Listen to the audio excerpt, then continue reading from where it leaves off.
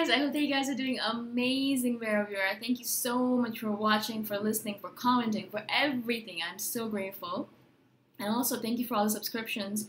I am actually amazed that I have that many subscribers. I actually expected no one to listen to these videos, so I'm so grateful that you are. In this video, I wanted to speak to you guys about how INFJs tend to have these special bonds, these really deep bonds with their siblings and their family members, but mostly with their siblings.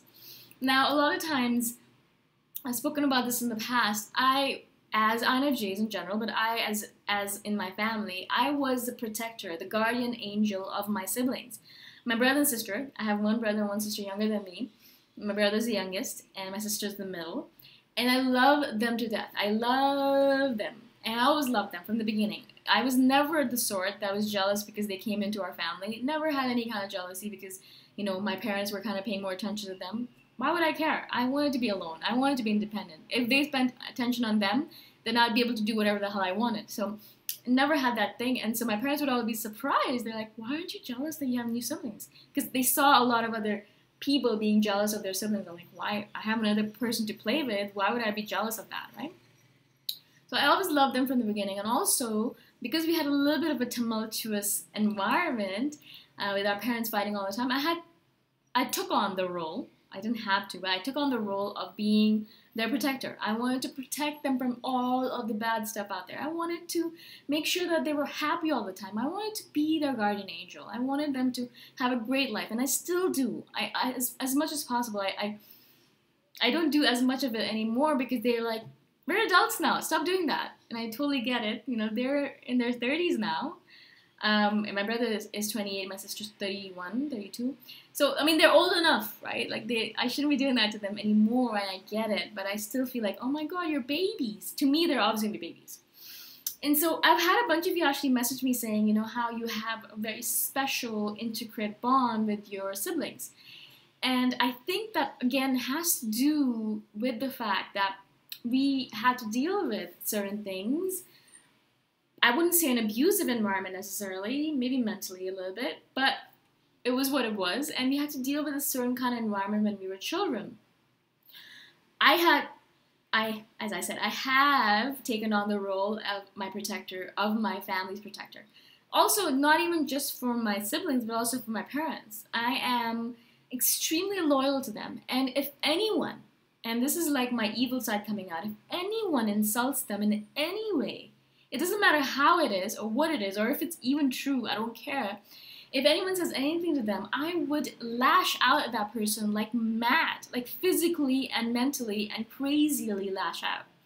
I had this incident happen when I was very young.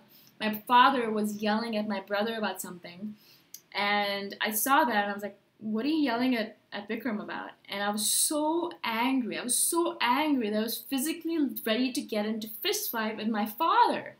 I mean, he's my father, but I was so protective of my brother and sister. I still am like that. Insane. I shouldn't be like that maybe, but I am like that. And I think, again, as I said, it's because of the fact that not only are we very alone and lonely as INFJs, because no one seems to get us. I hate that, but it's just the way it is.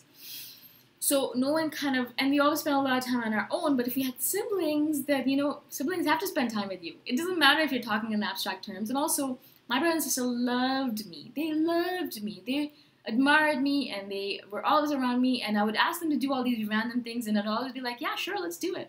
And they've gotten into so much trouble because of me, but they'd always be like, yeah, let's do it. My sister even broke her arm or elbow or something once because I was like, there was this construction site where we were playing. Yeah, I know, it was the 90s. And I was like, you know what we should do? We should roll down this hill on our backs. And it would be amazing. It would be so much fun. And I was standing on top, and my sister did it. And obviously she hit something. And she fell on her elbow, and she broke it. Poor little thing. I shouldn't be laughing about it. But she did it because, you know, I asked her to do it. Because she was like, well, you always ask me to do the fun things, and let's do it, kind of thing. Like, they were always up for anything. I think that's what the relationship is all about for INFJs with their brothers and sisters, with their siblings. We become really close to them, and because we are protectors, not only for our siblings, but for everyone in this planet. We take on that role, but because we start off with our siblings, it's like this bond that is beyond time, no matter what happens. And because we're so intuitive, we always know how our brother and sister or our siblings are feeling. I'd always know when my siblings were upset, so I'd always be able to help them that way. Even now, and this happens to me all the time, I'll hear my sister crying in my dream, or I'll see her crying in my dream, or I'll feel something in my heart saying, I feel weird, Sona must be in trouble or something, or Vicky must be feeling weird, I need to call them. And I'd call my sister, and every single time she'd be like, oh my god, how did you know I was very upset about something, you know?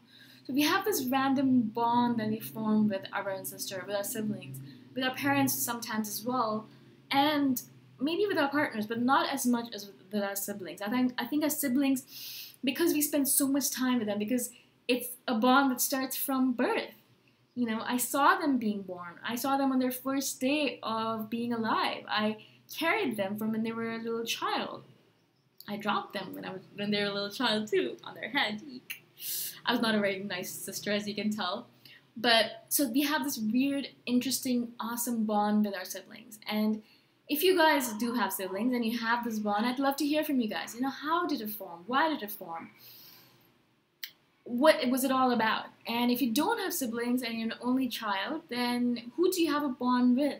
How do you kind of compensate for the fact that you're an only child? I'd love to hear from you guys. Let me know what your thoughts are on the subject. I want to keep this video really short because I've been blabbing on in all the other videos, and I feel like you guys are probably bored of my voice and my face.